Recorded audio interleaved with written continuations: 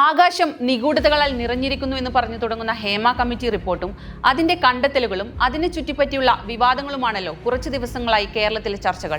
അവസരം തേടുന്നവരെ ലൈംഗികമായി ചൂഷണം ചെയ്യുന്നു, പവർ ഗ്രൂപ്പുകൾ ഭരിക്കുന്നു, വഴങ്ങാത്തവരെ അധിക്ഷേപിക്കുന്നു, ശുചിമുറി പോലും നിഷേധിക്കുന്നു, കൃത്യമായ കരാറുകളില്ല എന്ന് തുടങ്ങി അതീവ ഗൗരവമായ പ്രശ്നങ്ങളാണ് കമ്മിറ്റി പുറത്തുകൊണ്ടുവന്നത്. സിനിമാ രംഗത്തെ സ്ത്രീകൾ നേരിടുന്ന വിവേചനവും ലൈംഗികാതിക്രമവും സംബന്ധിച്ച വിഷയങ്ങൾ പുറത്തുവരുന്നതിനിടയിലും ഇക്കിളിപ്പെടുത്തുന്ന കഥകൾക്ക് പിന്നാലെ പായുന്ന ഒരു കൂട്ടം ആൾക്കാർ ഒരു വശത്തുണ്ട്. അവരെ നമുക്ക് തൽക്കാലം അവഗണിക്കാം. തെറ്റ് ആരൊക്കെ ചെയ്തിട്ടുണ്ടെങ്കിലും സ്ഥാനമോ മാനമോ നോക്കാതെ ശിക്ഷിക്കപ്പെടേണ്ടത് അനിവാര്യമാണ്, അതിനി ഏത് ഉന്നതനാണെങ്കിലും.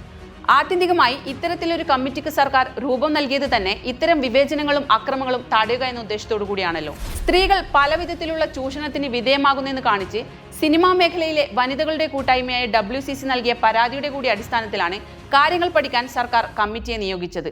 മുൻകാലങ്ങളിലും ഇത്തരം വിഷയങ്ങൾ സംബന്ധിച്ച പരാതികൾ ഉയർന്നിട്ടുണ്ടെങ്കിലും അത് പരിഹരിക്കണമെന്ന് ആത്മാർത്ഥതയോടെ ആഗ്രഹിച്ച് ആരും മുന്നോട്ട് വന്നില്ല. അതുകൊണ്ട് തന്നെയാണ് ഈ സർക്കാർ നടപടി കേരളത്തിന്റെ സാംസ്കാരിക ചരിത്രത്തിൽ സുപ്രധാന ഏടായി മാറുന്നതും. രാജ്യത്ത് ആദ്യമായിട്ടാണ് ഒരു സർക്കാർ സിനിമാ രംഗത്തെ സ്ത്രീകൾ നേരിടുന്ന പ്രശ്നങ്ങൾ പഠിക്കാൻ ഒരു കമ്മിറ്റി നിയോഗിച്ചത്. മുൻപ് നടി ആക്രമിക്കപ്പെട്ട കേസിലും മുഖം നോക്കാതെ നടപടിയെടുത്ത സർക്കാരാണ് കേരളത്തിലേത്. അന്ന് താരരാജാവായി വാണിരുന്ന സമയത്താണ് ദിലീപിനെതിരെ കേസെടുത്തതും തുടർന്ന് 3 മാസത്തോളം ദിലീപിന് ജയിലിൽ കഴിയേണ്ടി വന്നതും. അന്ന് ദിലീപിന് വേണ്ടി കണ്ണീരൊഴുക്കിയവരിൽ ഒരാൾ പിന്നീട് UDFന്റെ സ്ഥാനാർത്ഥിയായി. ദിലീപിനൊപ്പം ആവേശപൂർവ്വം സെൽഫി എടുത്തവർ ഇന്ന് മുതലക്കണ്ണീരൊഴുക്കുകയും ചെയ്യുന്നു. ഹേമ കമ്മിറ്റി റിപ്പോർട്ട് പുറത്തുവിട്ട ശേഷവും മൊഴി കൊടുത്തവർ ഇനിയും പരാതിയുമായി വന്നാൽ അവരുടെ സ്വകാര്യത സംരക്ഷിച്ച് നടപടിയെടുക്കുമെന്ന് സർക്കാരിന്റെ ഉറപ്പുണ്ട്. അതുകൊണ്ട് തന്നെ തെറ്റ് ചെയ്തവർ ഏത് ഉന്നതനായാലും കുടുങ്ങുമെന്ന സർക്കാരിന്റെ നിലപാടിൽ കേരളത്തിന് വിശ്വസിക്കാം. പൈങ്കിളി കഥകളും അനാവശ്യ ചർച്ചകളുമല്ല, മറിച്ച് കമ്മിറ്റിയുടെ ശുപാർശകൾ സിനിമാ മേഖലയിലുള്ളവരുടെ കൂടി സഹകരണത്തോടെ നടപ്പാക്കുക എന്നതിനാണ് ഇനി പ്രാധാന്യം.